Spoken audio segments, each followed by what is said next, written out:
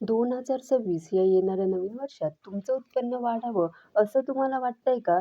कर्ज कमी व्हावं असं वाटतंय का? आर्थिक अडचणी सुटावी असं वाटतंय का? तर यावर एक अतिशय प्रभावी उपाय आहे. काय आहे तो उपाय सांगता येईल का? महालक्ष्मी अष्टक स्तोत्राबद्दल तुम्ही ऐकलं असेल. आता 2026 जसं सुरू होईल तसं हे स्तोत्र रोज म्हणायचा नियम करा. हे स्तोत्र रोज म्हणणाऱ्याला माता लक्ष्मीच्या कृपेचा अनुभव येतोच येतो. न चुकता रोज म्हणायचं आहे. आपल्याला अनुभव येतोय का?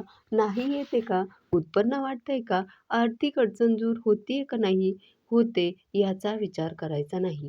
फक्त श्रद्धा, भक्तिपूर्वक अंतःकरणाने रोज न चुकता हे स्तोत्र म्हणा आणि निश्चितच माता लक्ष्मीच्या कृपेचा अनुभव येतो. कर्ज कमी होतं, उत्पन्न वाढतं, पैशाची समस्या दूर होते.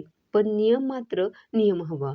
न चुकता त्याच्यात कुठलीही चूक होता कामा नये किंवा 4 दिवस म्हटलं, 5 दिवस म्हटलं, गावाला गेले, सोडून दिलं असं चालणार नाही. नियम केलाय ना, मग तो नियम न चुकता करायलाच हवा.